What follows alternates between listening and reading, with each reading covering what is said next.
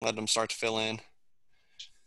What's new with you guys going on the baseball side of things? Any updates in your guys' world? Not much, man. No, nothing much, man. August 1st, still in jail till August 1st. So trying to figure things out. And it's not me that's in jail. I think it's my family that's feeling like they're in jail. They want me out of there. We have the Futures League here. So the Futures League starting July 1. I got a bunch of guys in that. So assuming that goes off like Nice. it's supposed to. Yeah, definitely. I'm just housing all of them because they can't play anywhere. So I'm housing them and training them.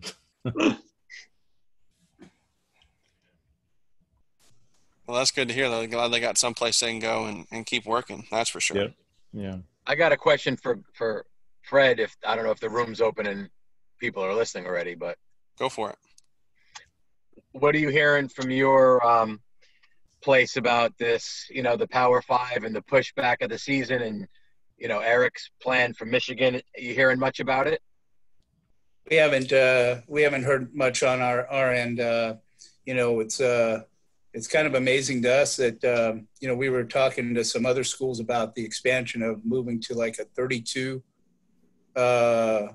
limit, you know, expanding the 27 to a 32, and a lot of the mid-major schools haven't even heard of that. So I'm wondering if it's just like the SEC talking about it or what, but it seems like, you know, I have not heard anything about the extending of the season where that is. I know, you know, we're still just waiting to figure out what we're going to do roster wise. I think that was supposed to come out today,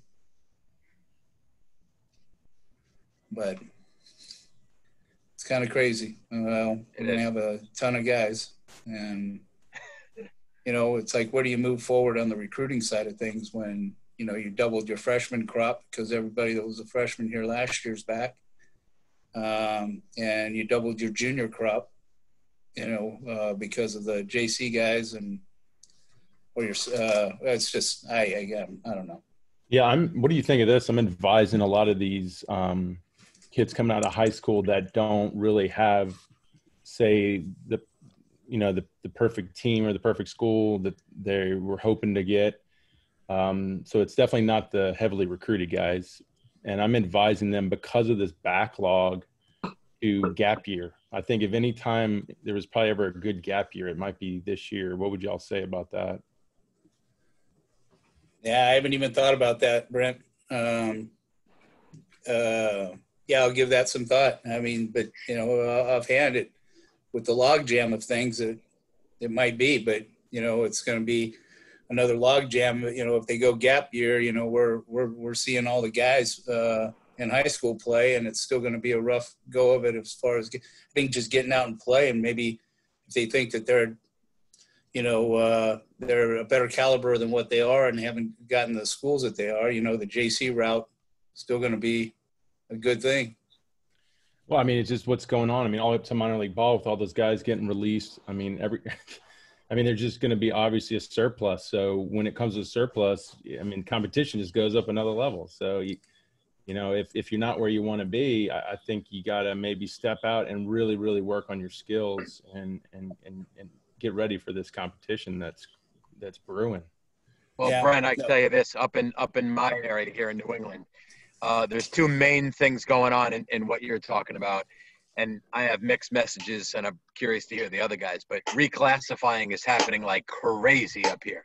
I mean, it's got to be half the kids I deal with are redoing this year. Most of the time they have to leave to go to another school. So if they were at 2022, now they're at 2023.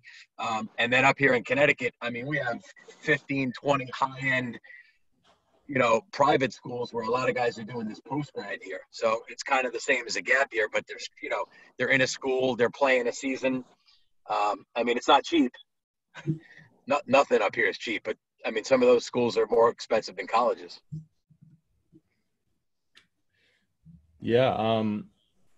At the end of the day, I mean, you can chase these dreams many different ways. There's a lot of routes. We just have to we're just trying. I guess all of it just trying to spread out the talent and help guide these kids in the right direction. Yeah. I don't think I'm pretty excited. I'm very excited for the guys that we got coming back, and the fact that they have a remaining year. Our guys, they got after it.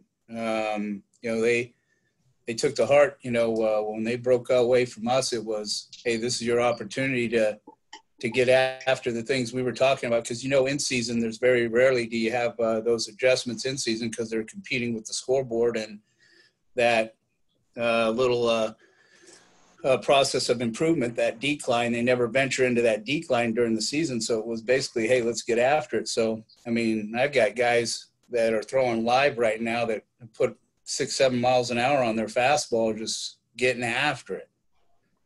So, you wonder if they would have done that during the season, and I don't think that would have been the case because they didn't have a team to let down when, their focus was otherwise. But good gosh, I'm very pumped right now, and so. Yeah, I think the talent this year it's going to be fun to watch. It's going to be everywhere, and I'm wondering too what indie ball organizations or teams have made it through this, and they're going to come out of this, because at the end of the day, with what minor league ball just did, dumping a ton of players out, indie ball ultimately could double at this point. But where are they business wise? Are they even in a position to do that? That's what I'm curious about.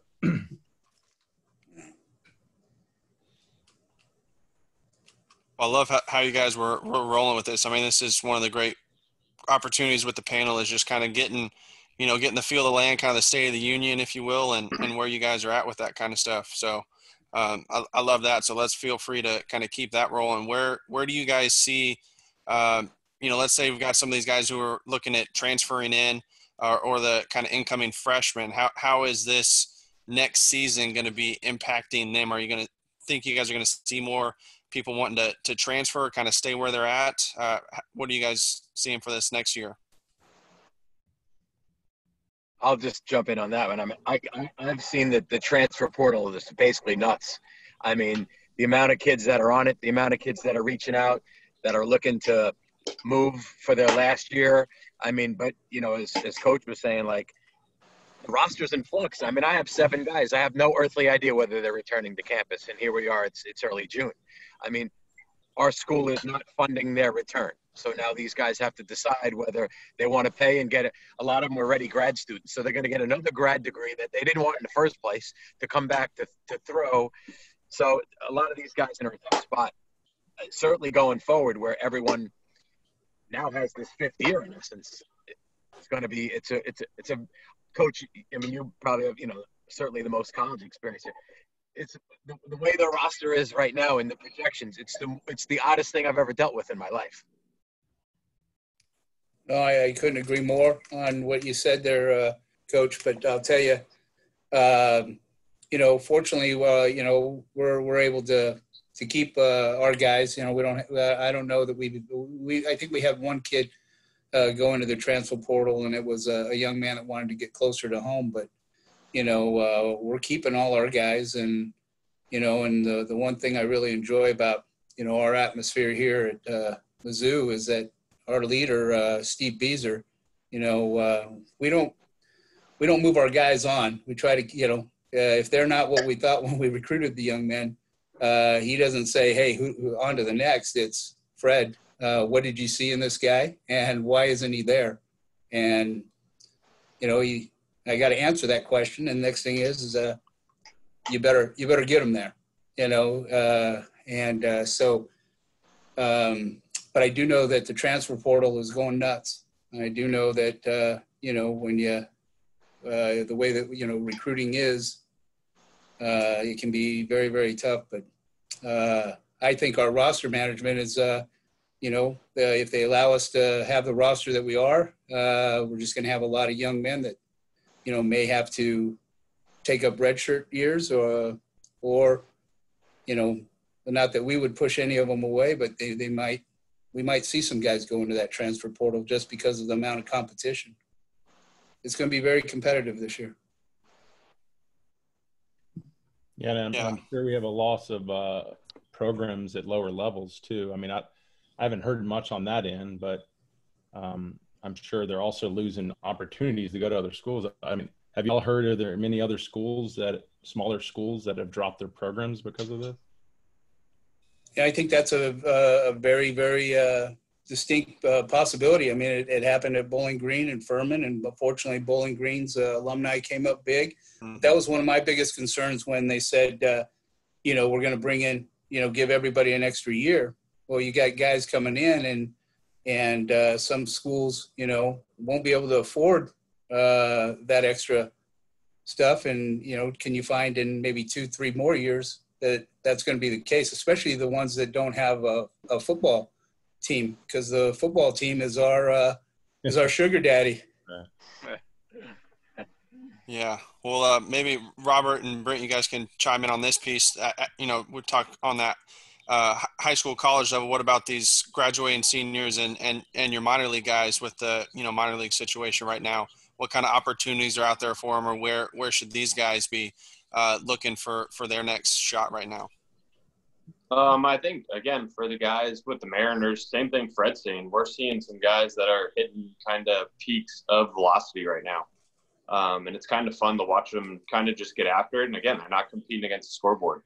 A lot of them just saw their friends just get released. I think a lot of them were happy it wasn't them. And now it's, hey, let's go out and work. Let's go out and work so I have my job next year when it does come about. I think every guy is just sitting there waiting. And again, there's guys like Brent, Cressy, Kyle Bodie, Driveline, and all these facilities that are reaping some of the benefits that these guys are going to. And it's awesome. It's awesome for those guys to go to those places and learn from those guys, in my eyes.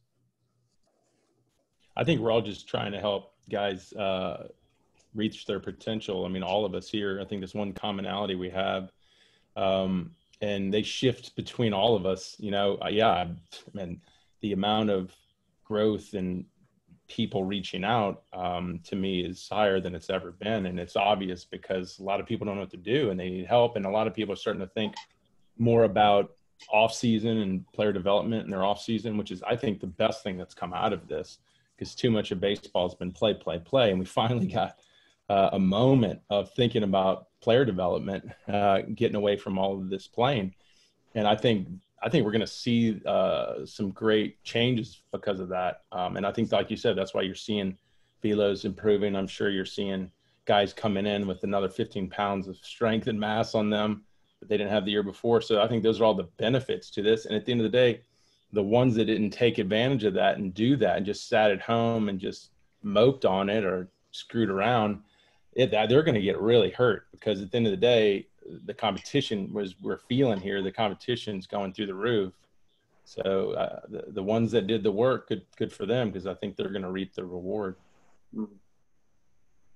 Yeah, I would just jump in and say that I think if there's any benefit out of all this, the number one benefit is it's making people a little old school work ethic, a little self-motivation, not just, coach said to do 9 reps, so I'm going to do my 9 reps. They have to figure stuff out on their own. They're lifting without a gym, throwing into nets, into all kinds of creative stuff. I think, all of us here probably had that when we were young, a little just do it yourself and figure it out. And it's great to have the Rapsodo and the technology and all the expertise. But when those two meet, that's when things get really good. Yeah, because when I was a kid, we didn't have all these opportunities to play. So we were happy to go in our backyards and throw the ball at cinder blocks until arms fell off. That's what it was all about back then, is developing yourself and then coming out for a high school season or a college season and showing what you've been doing for the past 8 months or whatever. So it's good to kind of see baseball kind of have to go back to those roots a little bit.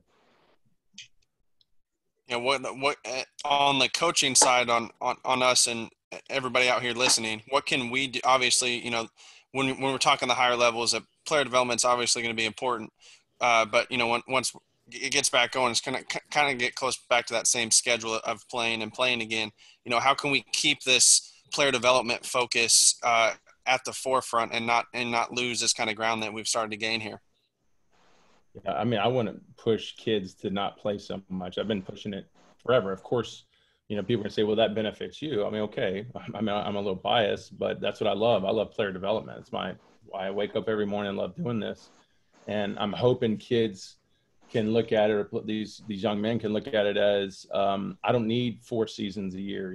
Follow the old recommendation ASMI, specifically for pitchers. If we pitch more than 8 months out of the year, we're 5 times more likely to have injuries. So it's like 4 months. That should be the least amount of time we take an off season strictly focused on player development, on developing ourselves, and fixing and building the things that weren't really working well for us in the previous season to make ourselves better. So I'm just hoping kids look at how much better I got this year because I was forced not to play.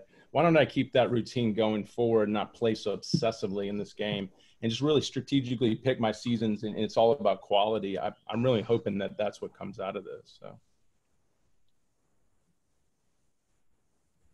And Kyle, I'd be careful with, all the stuff that we've, with the comment, we really haven't gained much. If, we've always seen the game the way that it is. Now, if anything that today's game brings about reading glasses. We've seen it in the way that we have, and now we're just putting on some reading glasses, and we've taken away some of obviously the I think, to more of a I know, but this game has always been that way, and the cream rises to the top, and that bottleneck got a little bit tighter.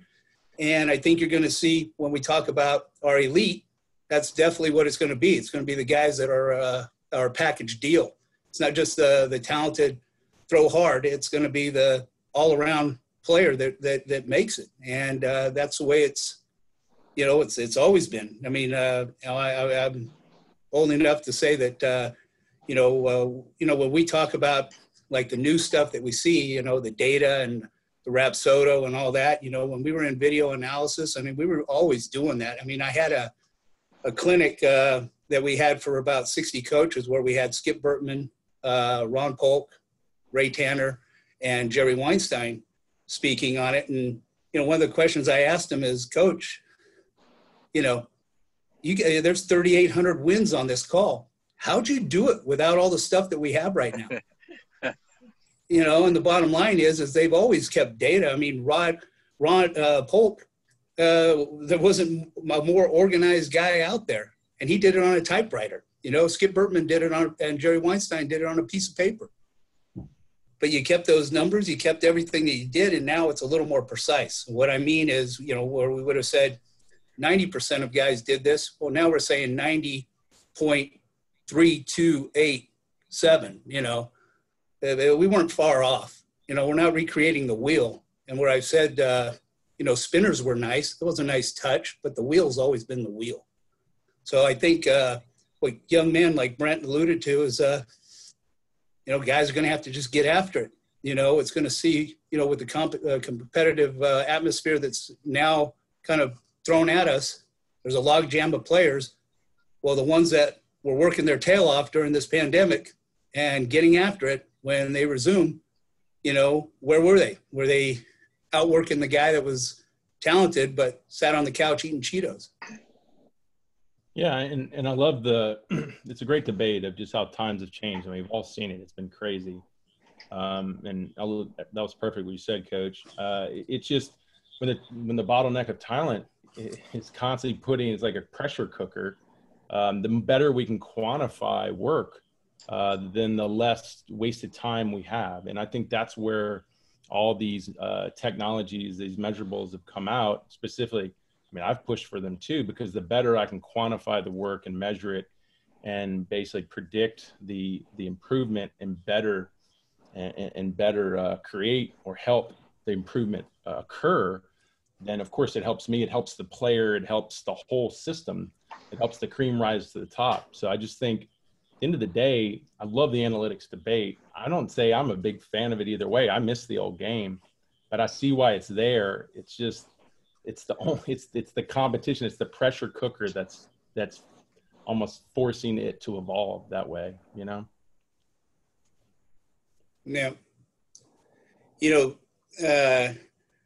And I don't know that Kyle wants the talk to go in this direction or where you want it to go. But, one of the things I'll say is that, everything is right and everything's wrong, Brent. You know, the bottom line is the buy-in that you give to the individual, you know, and the keys are, you know, if you've been doing this game long enough and you did it intelligently, you started out with a box of information and you worked out of that box. You ventured out, grabbed some new ideas, but if you never had this box, you really never had players that understood what you were doing. You know, the key that makes the wrong things right is the buy-in of the individual. So, you know, one of the things, your box is your information. And I used to say this for a great number of years. A professor at Harvard, Christopher Peterson, who recently passed about 5 years ago, he said that if you don't venture out of your box, you surely won't be creative. But if you don't get back in your box, you'll surely be stupid.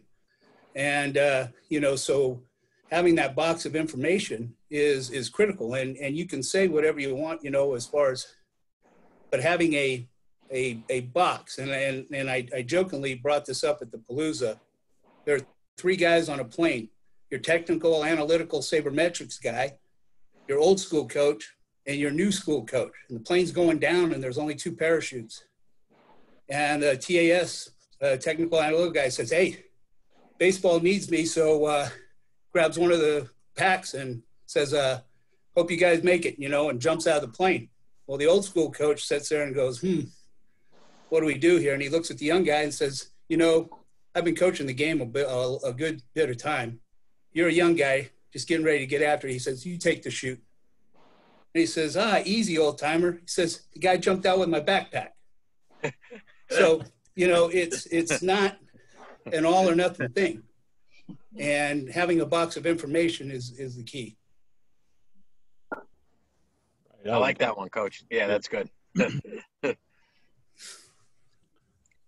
Well, one thing I wanted to, you know, talk about here too is, and could be switching in directions a little bit, but one thing I don't know where Rob's background really, and not a lot about everybody's background, but again, where I am, where the weather's cold a lot, there's a lot of facilities, a lot of indoor facilities, a lot of travel teams, a lot of pitching coaches giving a lot of people lessons, and which we could talk about on its own. But what I've found is a lot of these kids are coming out of that system, and when they are actually on a game mound, pitching in game, to them, a lot of these kids are thinking more about themselves, their mechanics. I ask you, you know, what are you thinking about on the mound? Well, I'm thinking about keep my front side closed, how about thinking about getting the knucklehead out at the plate? Like, how about let's just compete against him?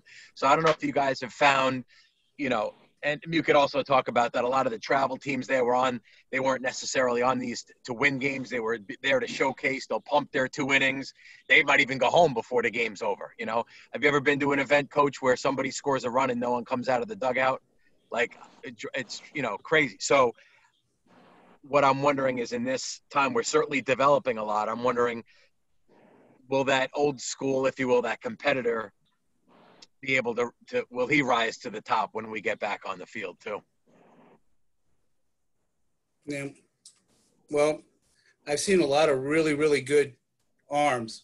So I've seen a lot of guys that throw the ball, you know, in that 93 to 94, and that have held a chart for a good part of the season, you know, and they've got to work on their handwriting skills, because until they work on their command skills, you know, it really doesn't benefit a team, you know. But, you know, I think if we're talking, I don't know, it's present skills, not old school skills, not anything. It's present skills of the priority of, you know, what is your team need out of you? How are you going to pilot this plane when you get on the mound? How are you going to lift off with 35 other souls in that, you know, in that cabin there? And how are you going to give that smooth flight? And especially, how are you going to land the thing? And that takes, you know, an all-encompassing thing, you know. But when I see, you know, guys, you know, recruiting is a tough thing now, you know, and that's why the communication that we have to have with guys is to kind of center on what they're about. You know, it's easy to see a a guy go out and punch 3 tickets at 93, 94, but, you know, when you see him in a 7-inning game, you know, he's an 86 to 88 guy and touching those 93s. So, you know, you got to see what they're about. You know, I've seen a lot of guys hit balls out of the park, you know, but what will they do with an 88 mile an hour fastball? You know, so communicating and knowing what they're about is big. But yeah, you're going on a, you know, I do like seeing guys that I'm going out and watching, also seeing them as bat boys when they're not pitching. I like seeing them doing the things that they know is all part of being a good pilot on that mound. I think what's changed is, and it's caused a lot of this, is social media. You know, when kids come in to play the game, back when we were kids, they were playing, they had the same mindset. It was, you know, it was the glory of showing off some great talent and everyone reacting to you. But back when we were kids, you only had one chance to do that, which was getting out on the team in a big game when people might actually be showing up, and then you have that opportunity. Now the kids can go into an academy, go in their backyard, pick up a pocket radar and make it fire off a great number, post it all over social media, and then they get all this glory that they've been dreaming about. And it didn't even happen on a field, and it was still in the sport of baseball. So I think, and I see the kids come in, and you almost got to sit down to them and be like, why do you play baseball? Well, I want to show how good I am. Okay, is that on social media, or is that going to be in a game on a good team in a highly competitive situation? And I think you might get different answers. And because we have an era now where young men can show their skills and get that glory without even being on the field. And I think it's created a different game. Good point.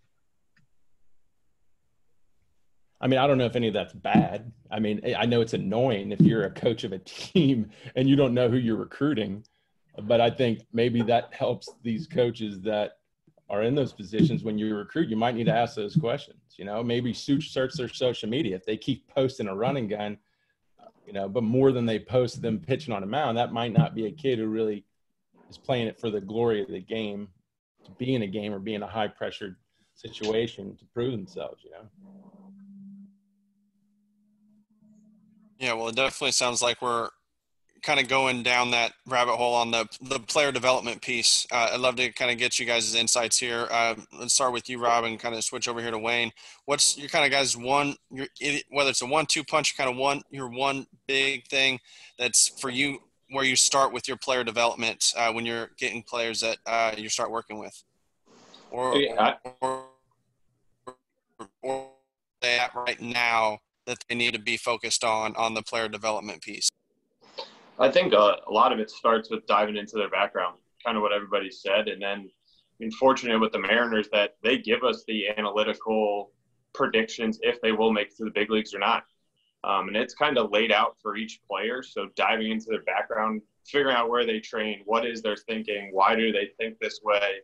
And then pretty much we have a whole pamphlet that says, hey, this is why you won't make it to the big leagues. Whatever it is analytically, yeah, you have the competitive side. Yeah, that's a huge part of it. But then analytically, they lay it out point blank for our players.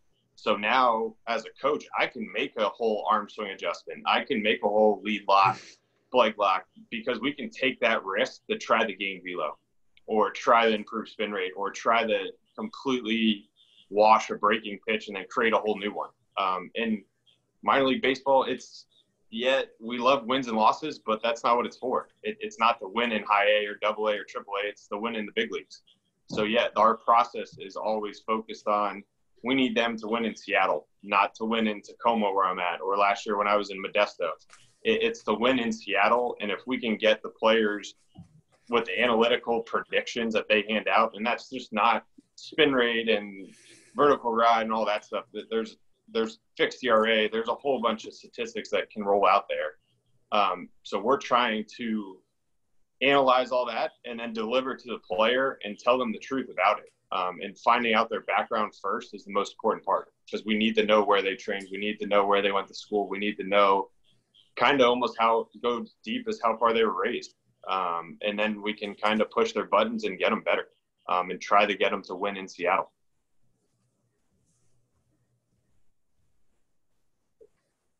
Wayne, let's switch over to you there. What you got for us? Yeah, mine would be probably a little bit less technical, but on the same pattern. So I've created like really an evaluation form that's going to kind of find out where their body is, what they do to prepare their body, and what's their history, basically under the whole umbrella of body, and then under skill, from 2-seam, 4-seam. Can they get their 4-seam, in off the plate to glove side? Do they have a changeup that they'll trust and throw in a 3-2 count? So it's an assessment on their skill. Do they like their delivery? Do they have, pain issues? Do they do a proper warm up? And then a mental piece, what is their structure off the field? What is their self-talk on the field? And I get that from them as they come in from as freshmen. And then frankly, they do that at the end of every fall and every spring, and they bring that into their end of fall and end of spring player evaluation meetings. So I try to put the onus on them. You fill this out. First of all, if you don't fill it out, it shows that you're not the kind of guy that we want. But it lets them self-evaluate, because ultimately my job, I think, I don't know if Fred would agree, was like, I want to teach them to become their own best coach. They're on that mound. Every one of us has pitched here. It's the best place in the world. There's no better place than being on the mound. There's absolutely no worse place when being on the mound when it's not going the way you want. So I try to get them to buy in their own development, their own ownership. What are they doing when they're not in practice? What's their sleep, their nutrition? So bottom line is I take this in, and then I say, hey, where's the lowest hanging fruit in your development that we can work on? Maybe you're strong, you have absolutely no mobility, no flexibility. Maybe you have good velocity, you have no command, you can't throw it off the plate. Every scouting report's going to say won't throw inside at crunch time. You're predictable because you don't have 3 pitches you'll throw at any time, or they know that if runners are on base, you're just going to start pooping the bed. I don't want to say any curse words here or on Facebook or whatever, So it's trying to find out what their area is of need. And it's generally several areas, but I use this kind of old school evaluation, and I keep tweaking it because it has academics in it. It has family life in it. It has their social life in it. Because a lot of these guys, I think Rob was saying that too. A lot of what they bring to the field if they're having a fight with their girlfriend and they're worried about paying for college, or they're stressed on a test. I know from talking to Fred, who is like my idol. The guy's forgotten more about baseball than I know. I do something similar that he does. We do a breathing thing. Let's be present here at the moment. I think that's incredible. It's important for me to be mindful in my own thing, because we all have a million things going on. But I think these guys need it more than ever, is how to lock in, be grateful, and be ready to get great in these 2 hours that we're here. So my development thing is, a little more unrefined than Rob's, but probably similar in its goals.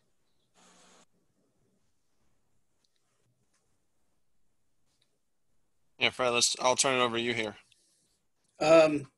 There's everything that both Rob and Wayne said are spot on. One of the things that I would notify coaches of is just some experiences that I've had in coming in, to programs.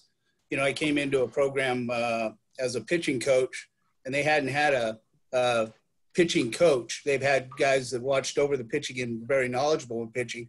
But when you're designated as a pitching coach, your players immediately look to you for a lot of learning. And, I gave them what I had. I wanted them to know that they had a pitching guy, and I gave them all my information. What I found in going into that season was my guys were very stiff, very robot-like. And I learned a great lesson there because, one of the things I would say is you got to get to know your players, as Rob and Wayne said. You got to know what they're about, because the analytics and what we see with our eyes tells us a great deal. So it's a lot of observing, when we're talking with we have a strength coach that goes through their movement testing, and we've got a trainer that goes through, where some of their deficiencies are, and he works on those. And as a pitching coach, I've got to really sit back and watch a great deal. And the thing I'm looking for is, one, what are their strengths? What are their strengths? And I'm going to build on those strengths like nobody's business. I'm going to build on those strengths and try to make them even better before I go to something new. Because what I do know is that you need really two great things at this level. And if you can do those two really great things, and you can make some slight speed adjustments within those great things, then you'll have just as much success as in adding another pitch. Now, when we find that success kind of plateaus, then we start venturing into the new pitch stuff.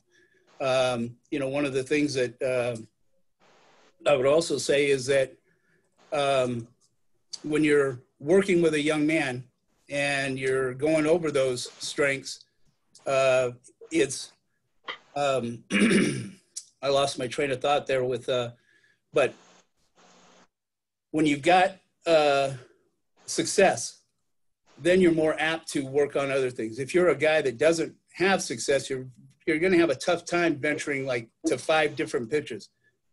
Center in on those strengths, improve those strengths, and you can do that in a great number of ways. And that's what, as a coach, you should venture out and kind of look at your plan. Like if you're listening to this talk as in the audience, I would go into these Zoom talks with my plan already on one side of a piece of paper. And when I heard little nuggets that I liked, I would put it on the other half of the paper. And as opposed to revamping my plan to what the 4 of us might throw in at you, see how those things venture into what you're currently working on. And but generally, when you let your guys, you observe them for a while, that's the key to making adjustments in the future. I guess I did remember what I was going to say, Kyle, and that is, as opposed to wrapping your plan or having guys pitch your plan, observe them and wrap your plan around what their strengths are.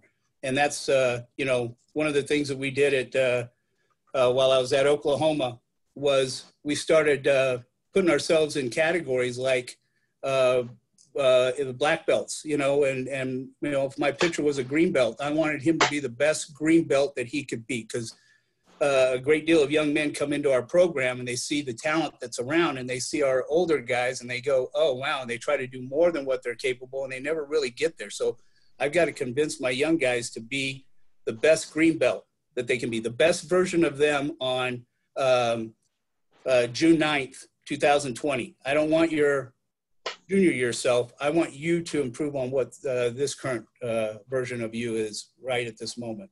And that comes from just knowing who they are and convincing them. And more times than not, you got to just tell a guy that he's capable, Yeah,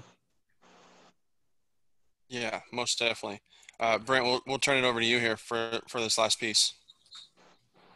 Can you ask your question again? And my internet, I was having problems with it. Oh, you're good. So they're just kind of going through their 1 or 2 big pieces where you start for player development for guys, or where you think guys should be focused on their player development right now.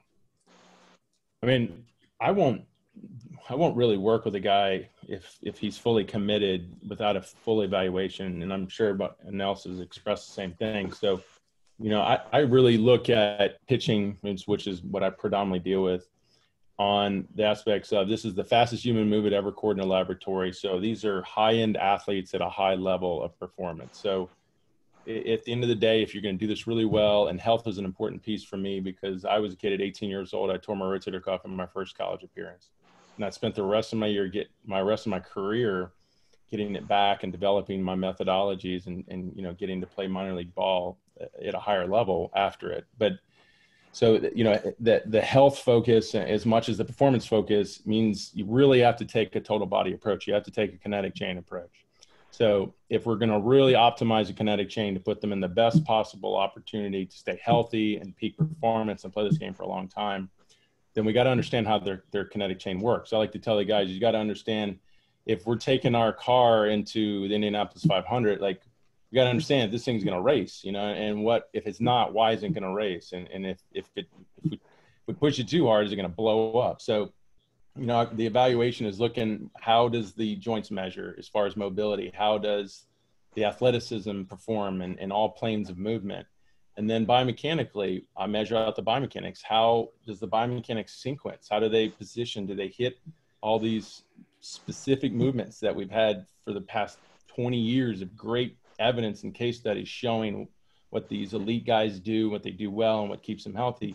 How well are they hitting those movements? And then after we have that, we've got to then show them how all the pieces of the puzzle go together. Because now we got all the puzzles on the board with all the different metrics and the things we're looking at.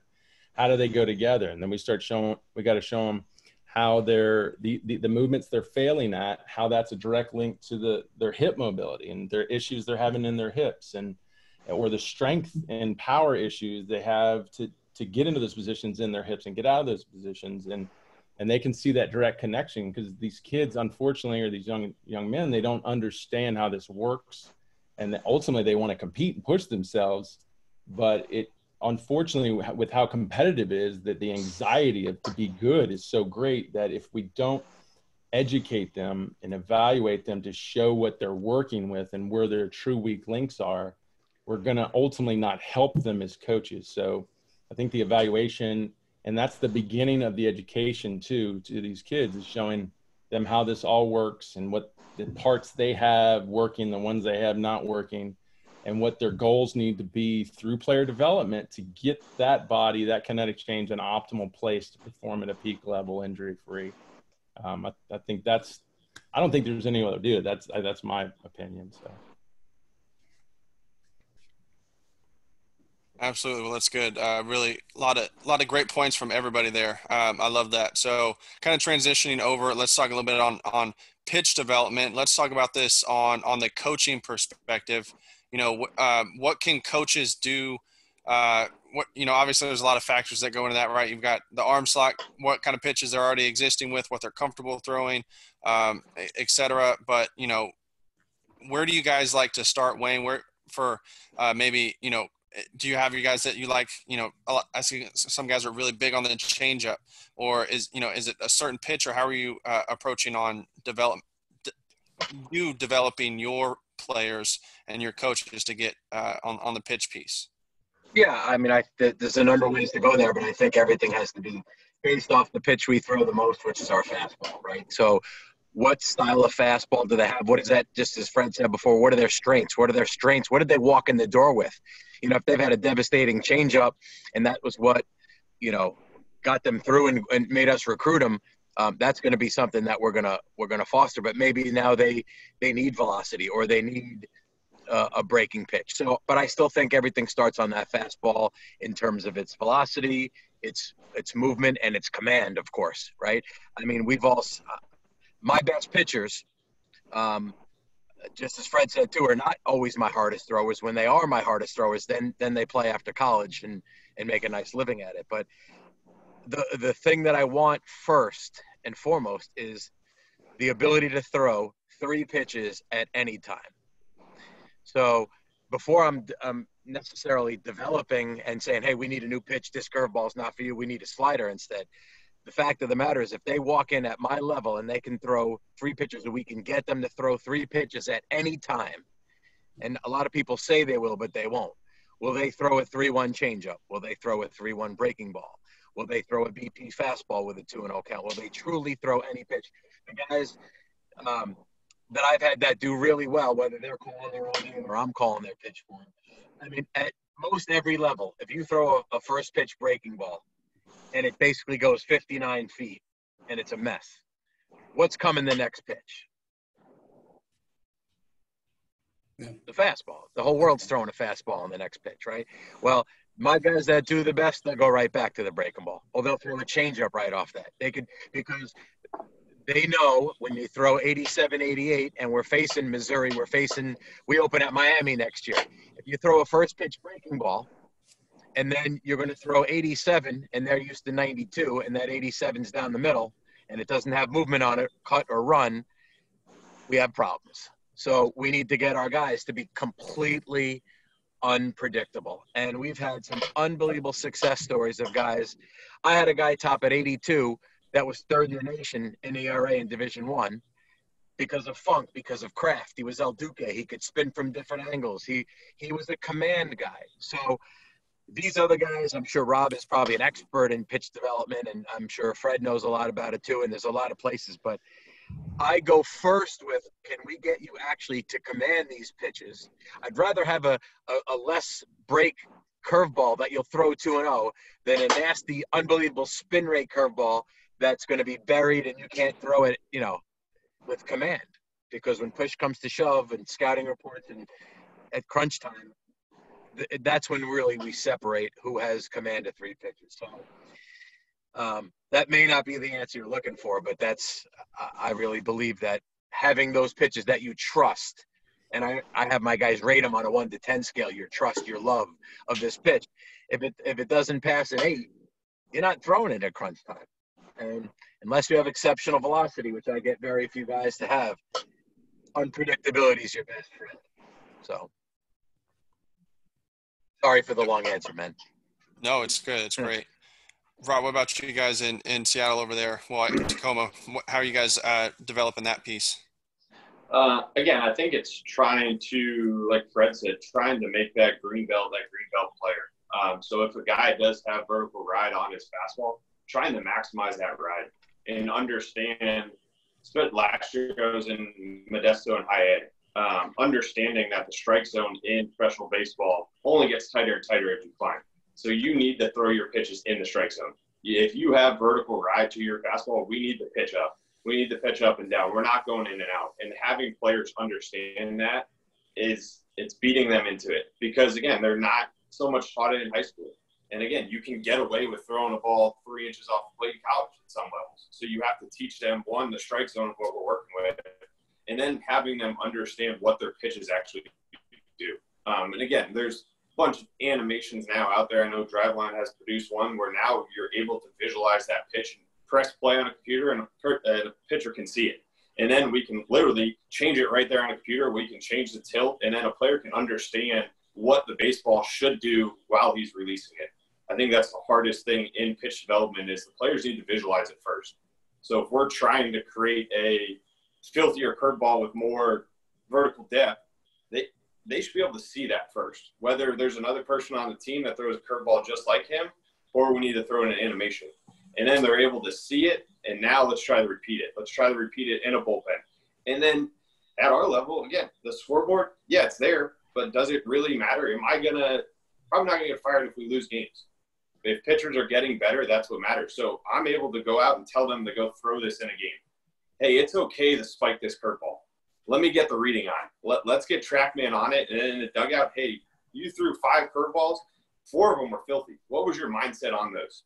What were your mindset? And let's try to keep that same mindset of that filthy curveball, and let's land it for a strike. Whether it's as simple as like we can have TrackMan in the dugouts in the minor leagues. I can literally give a cue from the dugout to the catcher to the pitcher instantly that says, yes, that's your best pitch. Yes, that's your best pitch analytically. What were you thinking? What was your process going about that pitch? And then trying to take it in from there. And again, it's time consuming. It's not easy to do. And the hardest thing is breaking a kid's mind from, fuck, I need to go win to, hey, I need to develop this pitch first because this pitch might get me to the big leagues, not just winning this game.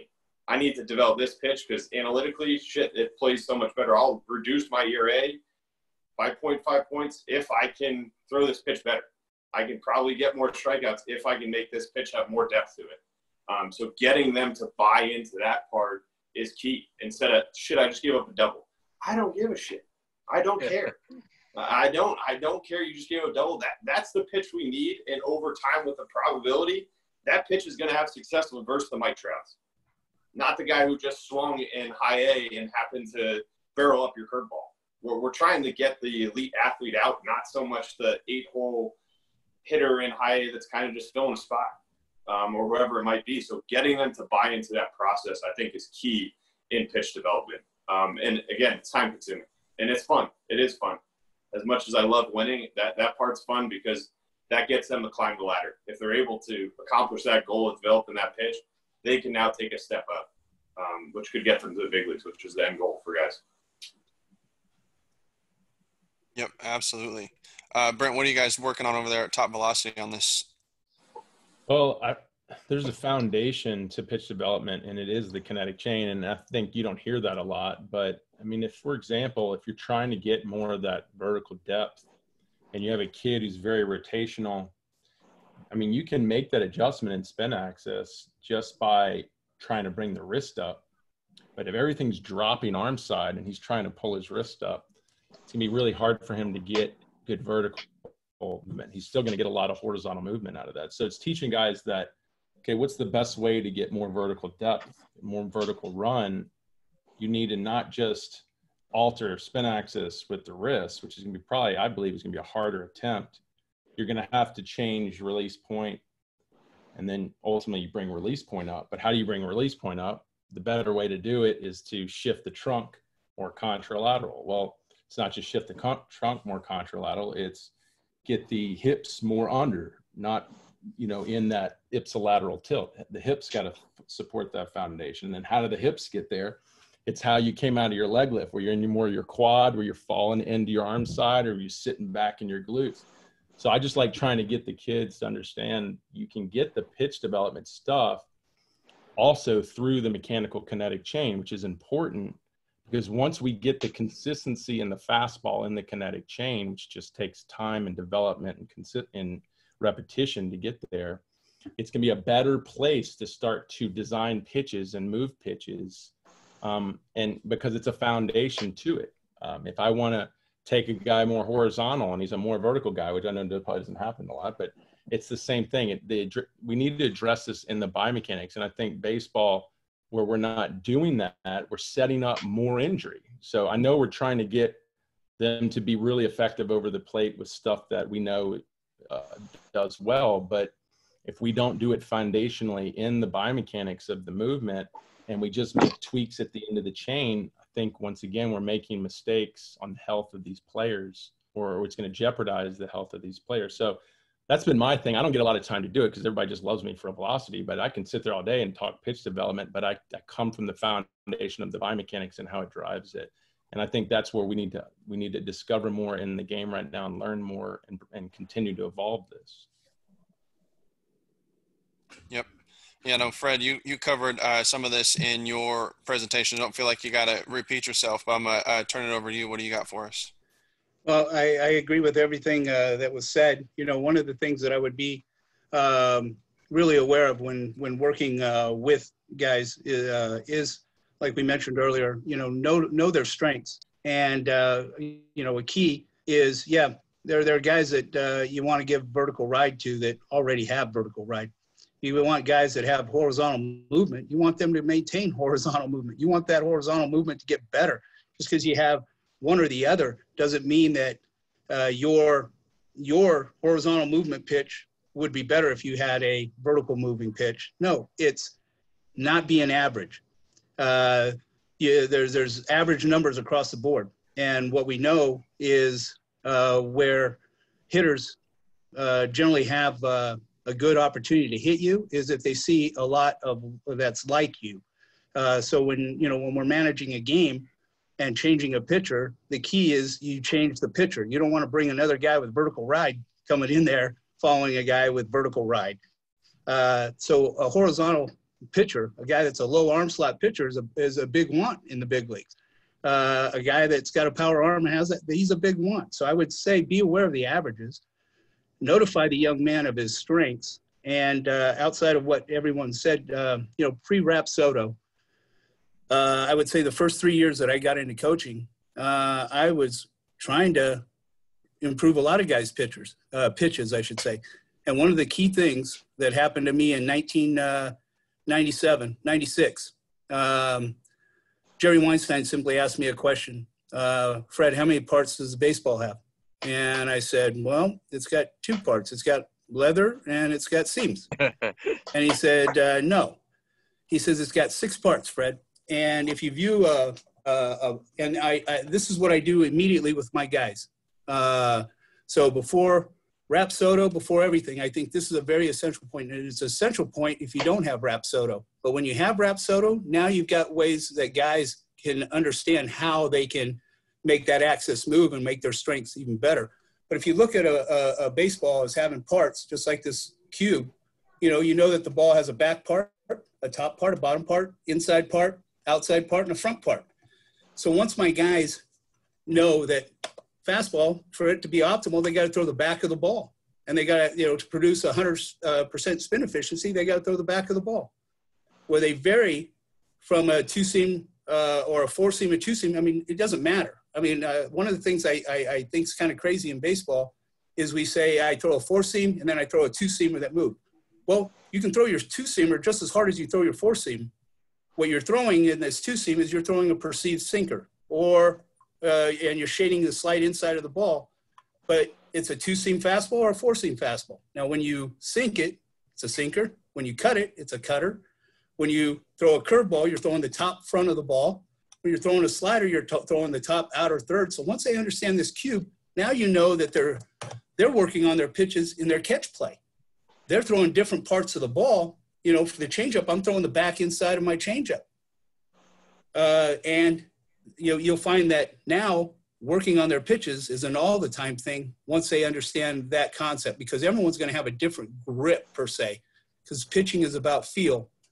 And we all got to adapt through the feel and our experiences. I mean, quite frankly, I got guys at the University of Missouri that are 12-year veterans of what they currently do. So I've got to work within that framework of their mastery and just tighten up the screws by that little bit of information. Yeah, that's big. I've never thought about it that way. And great example, just have that in the cube there. Makes for me, just a ton of light bulbs just clicked on. I was like, man, if I would have known that sooner, how much differently could things have been. But, it's always good to have those there. Kind of while we're on that subject, you're having guys, is there a set time that, is it just from the catch play, a certain amount of okay, you're going to get 10, 15 of back-to-back on your two-seam work, then you're going to switch over to this.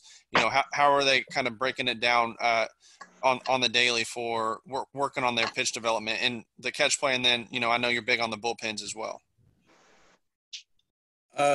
Was that question to me, Kyle? Because I only heard a little bit of it. You were breaking up. But I'm thinking, how do we incorporate that in our throwing program? Yep. Okay. Basically, how much time they're spending on it per day for, is it X amount of throws? How are you breaking that up? Yeah, just going back about 20 minutes when we said, one of my assessments that I do with my guys, because I've got a lot of guys that can do that. And I also understand that 12-year veteran of what they currently do. And where mechanically, if there was one mechanical way to pitch, then everybody in our big leagues, if that's our elite, would all look the same. But we see those differences. So I got to move past that a little bit. So one of the things I measure on is their throwing program. If my guys, I know they need to have a day-to-day throwing plan. We've got to throw 6 to 7 days a week and sometimes 27 straight days. Throwing has got to become our livelihood. And when they cannot do that, then I know I've got to look at something within their framework, within their approach, their kinetic chain, things that won't allow them to do it. But I can't immediately go in and perceive that. So our day-to-day throwing program, we always finish with, our breaking ball spins, our changeup spins. It's always, we'll make approximately anywhere from 56 to 80 throws in our throwing program.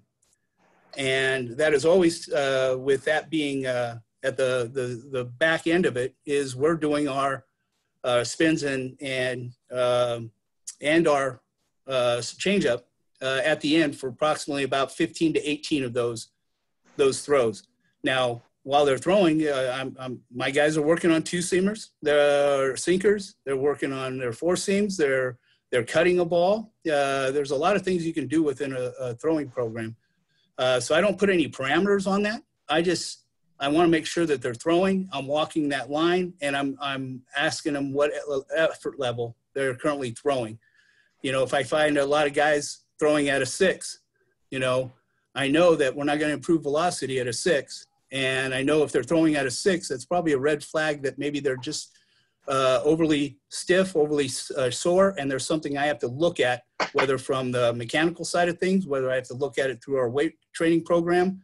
I got to find a way. But I know you asked about how do we go about that.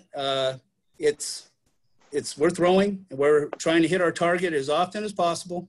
And in that back end, anywhere in that 20 to 18 range, we're going to throw our changeup fastball combo. We're going to throw our breaking ball fastball combo, working on tilts and doubles. Yeah, real quick for you, Fred. We've got Steve asking about, he's working with 14U guys. Would you recommend those guys throwing 6 to 7 days a week as well?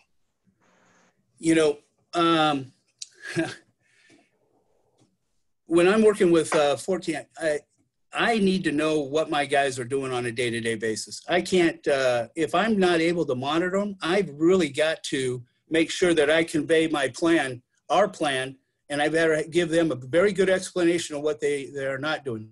I would also ask those 14-year-olds to journal. They've got to write down things, because those 14U guys, they're not with you every day. With me, I've got the benefit of seeing my guys every day. But I think throwing is throwing, and the arm will adapt. I mean, we've got a wonderful thing that we call the human body, and it's meant to work on those. I mean, I'm starting to get a chest now because I'm actually lifting a lot of weight, and because of that, my body is saying, well, shoot, Fred, well, we better get a little bit stronger, because ultimately, if we want you to grab that cheeseburger and put it in your face, we got to take care of some things. So as a 14-year-old, I would throw frequently. I think it's an everybody thing, but you can't throw it at 10 every day. And that's why being there with them, on post days, I mean, when you look at our big leaguers are starting to figure out that year-round throwing isn't a bad thing. Now, it's not year-round throwing like they do in a 162-game season. It's, I gotta let my body know that this is my livelihood. It's not a hobby. And I think that's where the greatest health gains have been for me. And, I encourage my 14-year-old lessons when I had them at Sacramento City College to throw frequently. But, I'm sorry that it wasn't a precise answer on my part, because the precise answer to that is, if you're around them a lot, I would get them to throw a lot. If they're seeing you 3 times a week and they're doing stuff on you need to know that, and they need to communicate that with you so you can monitor that workload. Yeah, I think that's good. It's a good transition over for Wayne and for Brent there. I mean, definitely, Rob, to get your insights from your side. But Wayne, you were mentioning earlier with all the travel ball going on up there, and all these pitching coaches and things like that, how you're able to still get these guys, everybody in alignment, and not making sure that one player is getting too much work, or that he's, oh yeah, coach, my arm's fine, even though he might have thrown a 40-50 pitch bullpen with his pitching coach, the day before, or something along, let's have you talk about that piece.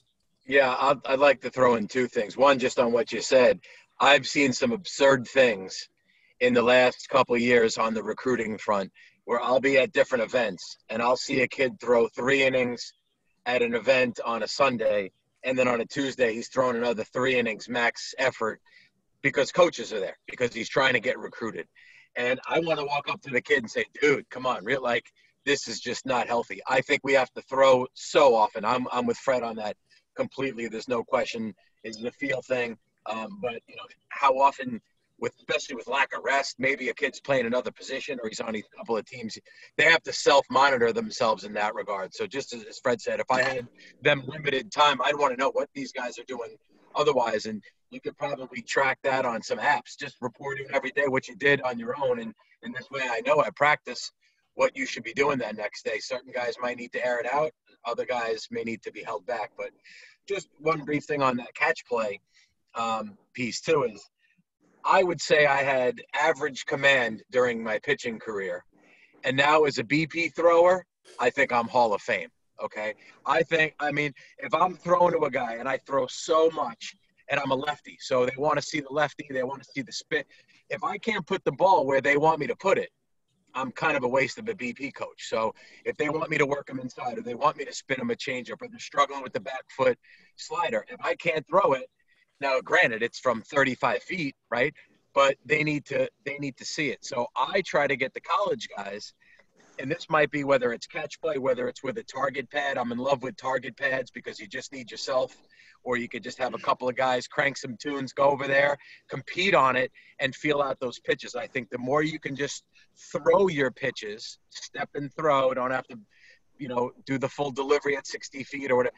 That's how you get unbelievable. That's how you get great at stuff. And there's many stories of Baumgartner learning a curveball and Maddox learning to control the movement on his fastball just by becoming, having the feel of those pitches. So a lot of these kids are, I'll just throw when it's my pitching coach bullpen day. And there's no other days of them just feeling out those pitches. And it's hard to develop that way. Yeah, I'll turn it over to you here, Brent. Yeah, I mean, scientifically, we look at it as workload management. So it's not, can I throw every day? It's more to do with the amount of stress you're putting on your body per session. So you can use something like acute to chronic workload ratio, which basically looks, if I'm going to throw over a 2-week period, I don't want to make big spikes in my throwing session. So if my body's used to 30 throws every other day, my body's used to it. Should be able to handle that, right? We could do that for the rest of our lives. But if all of a sudden one day I jump up and throw 100 throws, that's more than likely going to trigger injury, because that's a traumatic event. And typically with these ratios, they show if you go over about 30% of your previous workload, 130% of your total of your previous workload, you start getting into that high risk, more, putting more trauma on the tissue. So if you want to throw 200 throws, we could get there. It just needs to be through that progression. We don't make any big jumps to there. It's a slow progression, not much more than a 30% climb through the progression. But also understand that if we take a week off because we go on vacation, you're resetting that progression. You can't just jump back in where you were. So, and we looked at a lot of the studies on like pitch counts are showing evidence it doesn't work. Now, because at the end of the day, this workload management is the better way. It's just, at the end of the day, your body can only survive the stress that it's had previously, that it knows how to handle. It's calloused to that stress. You can't then triple that and expect it to survive. So you just got to, that's what training is. And that's why we have to be consistent in training. That's why, if you want to throw every day, technically you could.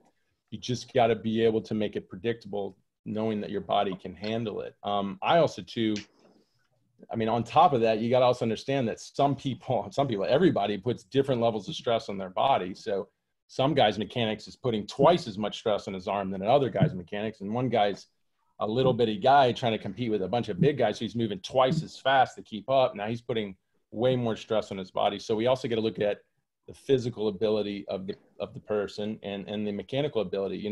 My favorite study is Kibler and Chandler calculated that a 20% decrease in the kinetic energy that a pitcher's creating up their body through their hip and trunk going to the arm. If you lose 20% of that, you have to overcompensate by 34% in the rotational velocity of the shoulder just to put the same force to the hand. So if you're a guy who's pitching to me upside down, you're throwing 30 pitches every other day, but you're all cranking your internal rotators. And you got another guy, same size, same guy, it could be his clone, and he's using the kinetic chain and he's powering the lower half and separating and sequencing it up. The guy with using the arm potentially should break down more.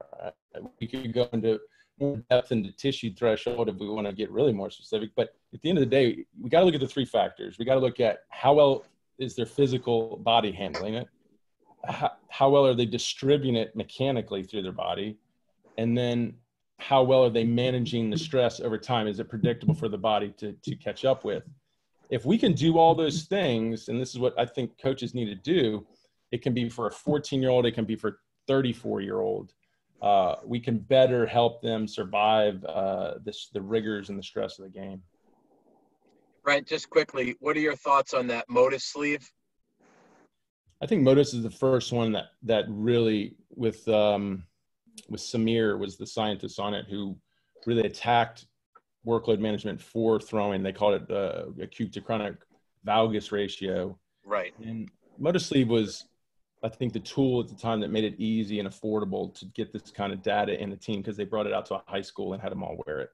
I think it doesn't matter. I think any measurable that can give you some type of measurement of arm speed, and you should be able to calculate stress through that. And that's something you can quantify. And then you can quantify and you can count all the pitches, and you can use the chronic workload ratios and see, okay, well, this pitcher just threw twice his workload from 2 days ago. You know, that's all it really takes at the end of the day, or you could just get out there and count them. I think MotoSleeve does have it's a predictive assessment of torque and stress.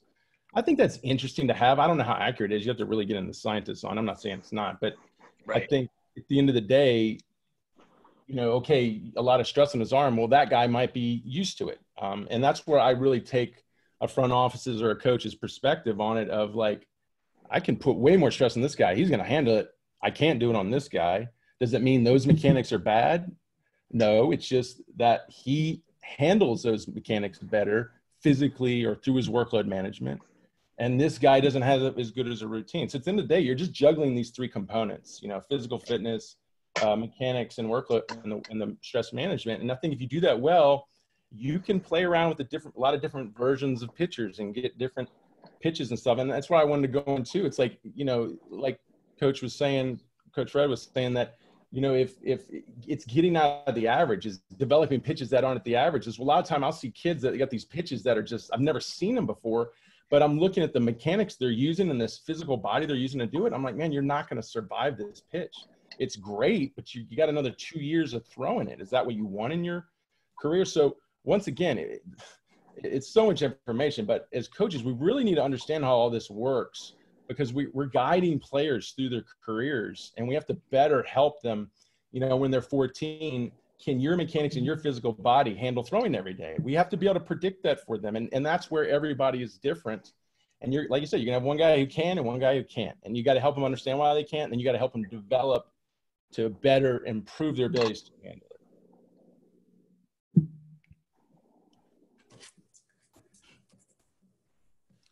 Rob, you got anything over there, Coach? No, I think just to add on to it, I think that's where, again, for the Seattle Mariners, we try to work as much as a group as possible, where we're including the trainers and the strength coaches, where they're on the field watching them throw. And I think for us, that's where we get to see what is the pitcher's process. Are they managing their workload correctly? Again, it's everywhere. Again, it's how do they manage their stress level? Again, same thing we're saying. It's in their delivery. And can we tweak it some extent to maybe get some more out of it? Maybe. And we have to push the limits. And it might be in risk of an injury. It might be, because if we don't push the risk, they might not be big leaguers. We might need to keep a low arm slot to have better vertical approach angle. And that's what's going to get them to the big leagues. And it might be a health risk, but that's what's going to get them there. Again, we're trying to get away from averages. We're trying to create unique pitches for each guy. And the throwing program is where we get to evaluate the process, because TrackMan isn't on throwing program. So that's where we get to evaluate, are they actually working on their stuff? And we get to kind of collaborate as a group after we watch each guy throw. And how can we nitpick their process to maybe get more out of them? That's it. You know, not to, but I'm going back to just thinking about that statement to that 14-year-old coach, 14U coach, and that is, you know, the bottom line is communication. And if you cannot, if you don't know what those young men are doing, it's going to be very, very hard. I do know that the guys that make it in the game, you can't keep them away from the game. They're going to be getting after it. And as I'm thinking of my 14-year-old, I had to beg him to throw. And I've stopped doing that, you know, and I never begged him. I just would always say, hey, you need to throw. But, you know, he didn't do it efficiently enough. And, you know, some guys just aren't going to make it. And but the ones that are, we've got to give them the information that if they're going to make it, they've got to continue to follow their passion, and what they're currently doing in throwing more frequently is a good path. And for those that aren't making it, going, why am I not making it? You can probably assess the fact that you're just not doing enough, son, and you need to do more. But like I said, if everyone could make it to the big leagues, everyone would, but that's not the case. If everyone could get a Division I scholarship and continue on in college baseball, I mean, that thing goes like this. We start out with 5 million little leaguers, and it moves to 500,000 high schoolers, to 50,000 college players, to 5,000 minor leaguers. Well, guys are falling off at the wayside, and generally the guys that are not doing more. So as a 14U coach, I mean, I know we want to make everybody the best, but and you do know what that's like. You've had that player that's moved on and done really good. It's conveying those experiences to the young men that you're coaching and getting them to throw more, you know, and I would also be cautious of predictions, of thinking of the delivery, or thinking of how we can predict things. It's through communication. It's understanding things that are going to hurt. You know, one of my adversaries as a young coach was all the studies that was coming out there, all the data that was coming out there that currently those people that placed that data are now changing their tune. You know, they're now talking in the way that we were talking 15, 18 years ago. Yeah, throwing more is how you keep the arm healthy. Long toss, you know, the reason, you know, if you can throw long toss and be efficient in it, and the communication of can you continue to throw the following day, if there's a breakdown, it's that communication that you have with your guys that says, hey, I don't feel good. And 14-year-olds, they may not explain that. So they got to really open up to communication. And, you know, and be careful with the data. I've got an acronym for data, and I'm gonna stay with it for as long as I know, because each and every one of us on this call have to justify our position to get paid what we do. And in justifying our position, I do know that data, my acronym for data is determined actions tallied appropriately. Everything is right and everything is wrong, and it's the buy-in that you have with your individuals that really brings out the success of it. So those are things that I would say, as a young coach coming up and doing all this stuff and trying to figure out all the questions that you asked, Kyle, it's communicating and knowing. And your experiences will be probably your greatest ally in all this. Yep, and it's good that you kind of brought that back up, because Steve was coming back to that in a different way here.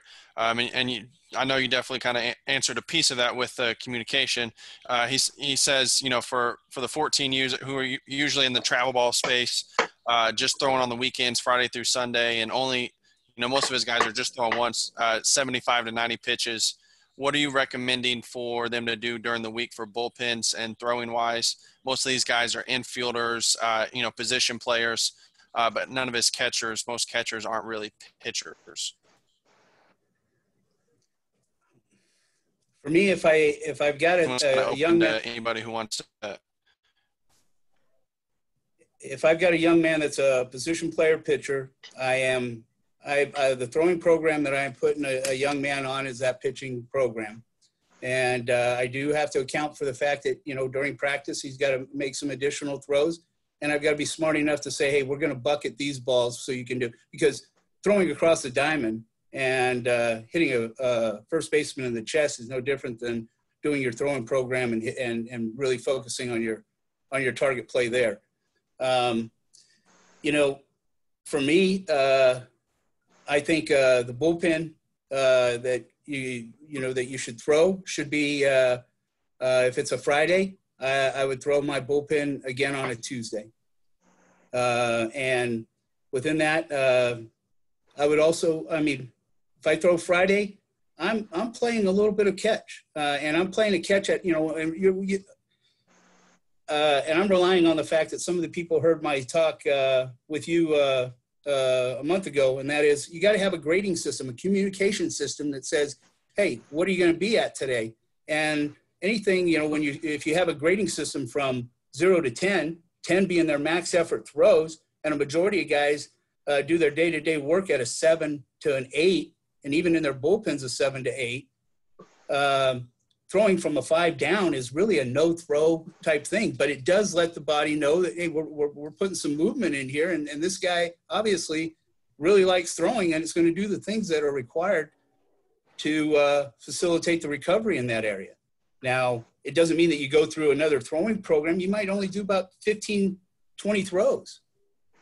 But getting it active is very important to me from my experiences. And I can only go on the fact that, you know, we've been able to keep our guys very healthy with this plan. And not just in recent years, in the last 20 years.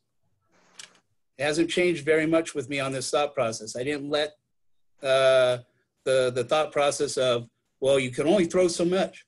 You can only have so many throws in your arm. Well, from day one, I knew that this system that we have, this human body, can create more ammo with what we do for it, and what we put on it, and the information that we send it.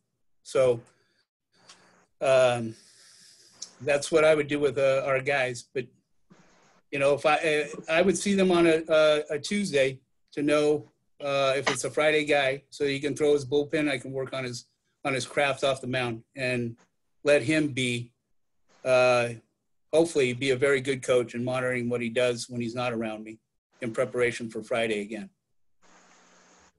Kyle, I would jump in there with a couple of thoughts too, which is, you know, at that age, 14 is a good age to start maintaining your body, to start doing proper arm care.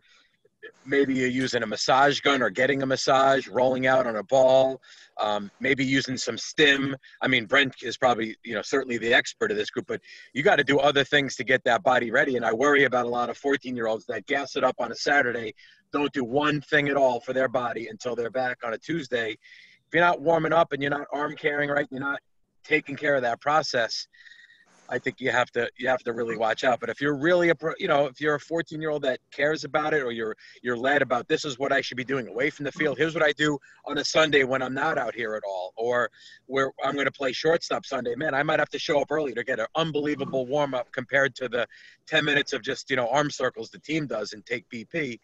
I think is a lot of difference. So I don't know, maybe hand it off to you, Brent, where you probably would agree with, you got to maintain that body to be able to perform that act. You nailed it. I mean, with the way if you look at the studies with the tendons, they get pretty brittle off after all the high velocity throwing, the high volume, high velocity throwing. So I do like to advise them to avoid any high velocity movements the next day. I mean, if there's a way of throwing, if they did want to throw, it should be at very low intensities, not putting the high volume stress and trauma on the tendons. I like to go into more of the lower half, hit the legs, lift, and kind of stimulate more. If I can break the legs down, I can stimulate more growth development the next day as I go into recovery that night, and that can kind of help the healing process. Because a lot of times after we pitch, we're more just sore in the lats and the arm, in the forearm. If I can then kind of activate more recovery by breaking down the legs and kind of, because these are bigger muscles, it might fire off more of a recovery response through my hormonal system. I like to kind of do that as opposed to getting out there and throwing a lot of more high velocity movements on my body that's already traumatized from that, specifically if I threw a lot of pitches the day before. But I think where the 14-year-old kids really fail because they haven't been prepped enough or educated enough in this department is nutritionally. I think post game there's a real depletion of energy, protein, and fluid. Just getting them to drink more water, replenish their fluids, replenish their micronutrients, their macronutrients, and really saturate the system to be able to have those building blocks to recover. I think, to be honest, that's probably the best advice we could give 14-year-olds, because they're probably going off to Chick-fil-A that night and not really diving into the nutritional aspects of recovery. So I think that'd be the biggest advice, is teaching these young kids that they're going to put a lot of wear and tear in their body, playing every weekend, 7 innings, pitching 5 to 7 innings. I would want to get them nutritionally in a good place to where they're not, constantly not eating enough, and they're in calorie deficits, their body's depleted, they're dehydrated. That's just going to make all this so much worse. So. Oh yeah, that's huge. I'm glad you brought that up. It's kind of the first time we talked about that piece there, and can really change the game. I I don't know, necessarily his research or his science behind it, but Paul Check's a big guy I've followed in the fitness space, and he's big on the holistic side of things, and all these different pieces. And one thing he was talking about that I heard was if you're still sore within 24 to 36 hours after a workout or something, a lot of it comes back to not eating enough protein, and your nutrition is off because you're just not recovering there. So it's, when you're talking about that piece, that's something that really resonates with me. I mean, that's the majority of the kids. They just don't have good diets, unfortunately, specifically at a younger age. The younger, the worse the diet, Yeah. Well, as we're wrapping up here, I want to have you guys just kind of finish off with, one big aha for you in your coaching career, or something that you found that has just really kind of shaped where you're at as a coach right now. Rob, I'll let you lead off with this one, and then as we're going here, let you guys share your social media where people can reach out to you as well after this. Again, I think for me, it's sitting back and listening to the players, listening to their story, listening to coaches with experience. Again, I'm 30 in AAA as a pitching coach. I have to sit back. I have to gain experience from older guys. I have to figure that out on that side, and then try to manipulate it and however I want to present it to the next player, and get that guy to buy in to what I want them to accomplish. So for me, from the coaching standpoint, it's listen to your players, listen to everybody out there, and then take the information you want in and see how you can use it.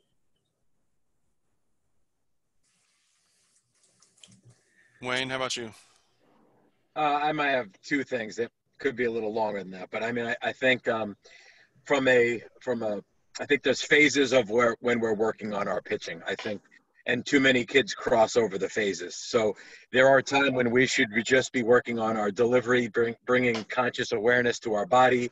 We should be throwing a baseball into a net or something dry where the ball doesn't become the focus, the body becomes the focus, because making actual change and sticking to it can be very difficult. And we have a place in our field that's the only place you really work on your delivery, right? So you have a delivery spot. Then we have the type of throwing that is the ball becomes the focus, whether it's catch play, whether it's bullpens. We're trying to become professionals at making the ball do what we want it to do on a regular basis. And then that's also separate from game mode. Game mode is just, we need to be a little old school about winning the battle. Every battle, there's a winner and loser, and it's very clear in the game of baseball at every battle who's won. And if I'm thinking mechanics, if I'm thinking just about throwing strikes when I'm on the mound, I'm going to struggle. Because if I'm thinking about me, then I'm thinking about the hitter and me, and that's 2 versus 1, and I'm in trouble. I need to be – Mike Tyson didn't come in the ring and think about keeping his left arm up at a 45-degree angle while he was knocking someone out of a ring. So I think pitching with that mentality of just winning that battle.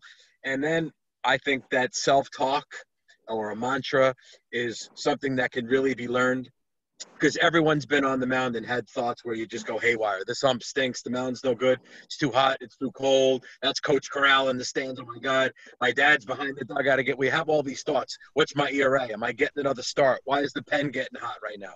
So if you're able to be aware of your thoughts and then have an actual way of practice and channel it so that each pitch, regardless if it's 10-0 on TV, first game of the season, no scouts there, no matter what, you are locked in and competing at that pitch to the top of your ability. That's the joy I find of coaching, and it may be a little bit different for each guy, but that's something I've tried to evolve with along the way as a coach. Coach Corral? I'm going to share my screen. I wasn't going to do that, but you asked me for my aha moment, and my aha moment came with my understanding of just this, and that was what I termed as midpoint balance, midpoint connection, midpoint, that doorway that exists in everybody's approach. And I used to see it in that 4-pane window on the left, and I used to think of the power position in that 5-pointed star, but that midpoint balance, and that's the term that I use because I think when I think of balance, I think of muscles turning on, muscles turning off. And when they're optimally moving, half are on, half are off.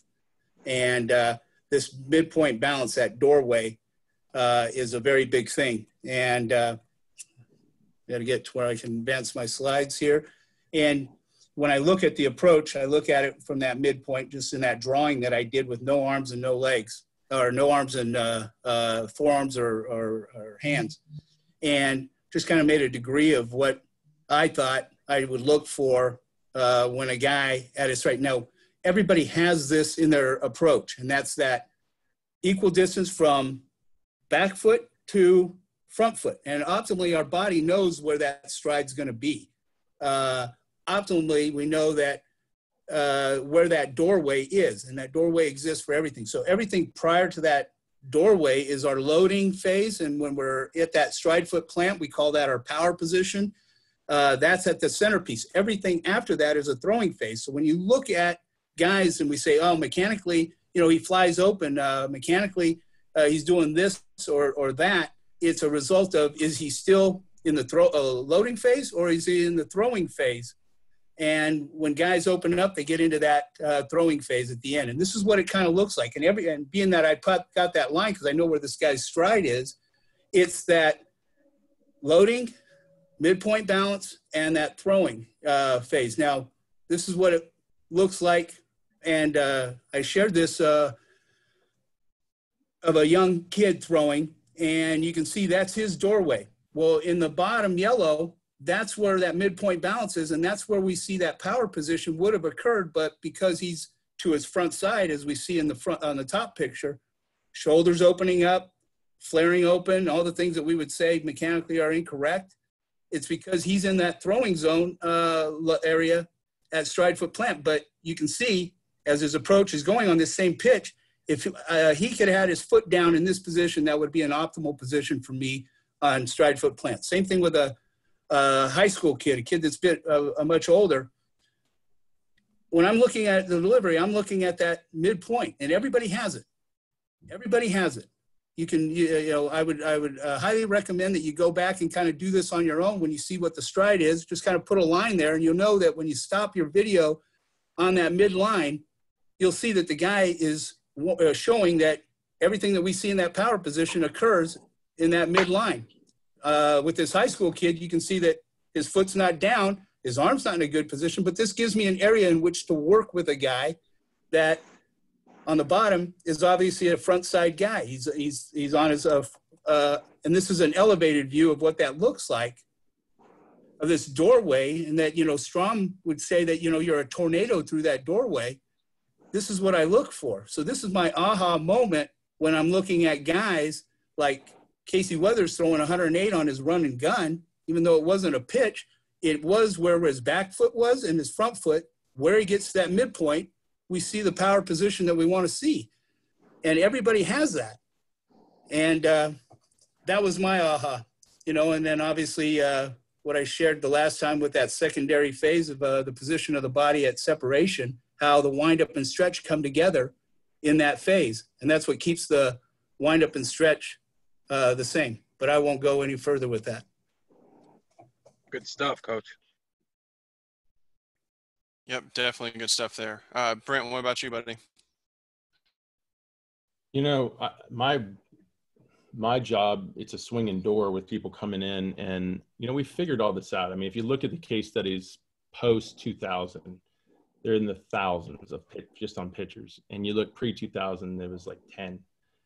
It's all been figured out, and it just it comes down to how are you implementing the information, and I've worked really hard in the past 13 years to implement it as best I can, and I truly know I can take a guy in and get him where he wants to go. Now everyone has a ceiling, but typically when they come in, they are so uneducated on how this works, and they are so underdeveloped that there really is a lot of potential for someone to help them in a program like mine to help them. The problem is you're putting a high demand of work on them. And at that point, you need commitment. And the problem is a lot of these kids, they're in these, they kind of think they know what they want, that they don't understand how hard it is. And once we show them how hard it is, then you kind of, most of them, you lose the commitment. So I think that the best advice I give from aha moment is trying to help these kids first find a purpose in their lives, and trying to get them to find some identity outside of baseball. And, you know, they're just not using baseball to distract them from their own problems in their life. Because if I can get a kid to come to the door, when I do get kids that come to the door that are clear-headed, have a purpose, and they're driven, you know, they're that purpose-driven life, it doesn't matter the work I give them or the mountain they have to climb, they're ready to go. And that's when you get that commitment level. So I've just now that I've just worked so hard to wrap my head and understand this. And now that I understand it, now I've kind of devoted it more into how can I help each one of these kids find that purpose? Because you get sick of showing them how this works and all the work that they need to go through. And then you have a kid who doesn't want to commit. It's just a hard thing to watch a kid go through. So that's been my kind of purpose lately has been to try to help these kids find themselves outside of the game and establish that purpose in life. And then hopefully you got someone who really wants to commit. I know you said throw your stuff out there. I know we're ending right now. I'm at Top Velocity. Anybody wants to know anything about me, it's on social media, and I appreciate the time to be on here. Absolutely. Yep. Well, thanks for coming on tonight, Brent. Thanks to all the coaches we had here, Rob, Fred, Wayne. Thank you guys for coming on tonight. If you guys want to share any contact information for people to reach you on social or reach out to you afterwards with any questions, please feel free. Yeah, I'll go ahead. I'm at Coach Maz on Twitter, Coach Maz Baseball, Instagram, and then my Sacred Heart University website has my email and actually has my cell phone. So if you want to call, text, I got nothing else to do but talk baseball. So feel free. Can't get on the road till Aug 1, Coach, right? Yeah. Yeah, that's what I would give to anybody that's out there. Just phone number, email, and feel free to email me with anything, any questions that you have. Thank you for having me. I really enjoyed being on with these 4 big shooters. I guess saying 4, I included you, Kyle. Well, I appreciate that for sure. Yeah, if anybody wants to give me a follow on Twitter, it's R Marcello JR. Just on Twitter. Twitter's the best way to reach me.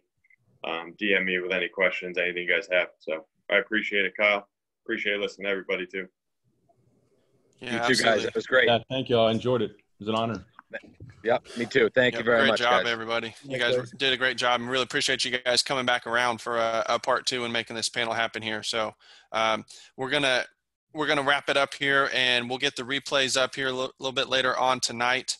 So check back in tomorrow to get access to these replays, and definitely go back and, good thing about this panel is everybody here had their own individual talk on deeper dive on each, some of these pieces that we talked about. So go back and check out their replays as well. And, you can get that deeper dive on some of these pieces they might not have been able to expand on there. So thanks again, coaches, for coming on tonight. I hope you guys have a good rest of the evening, and I hope we're getting baseball opening up here sooner rather than later.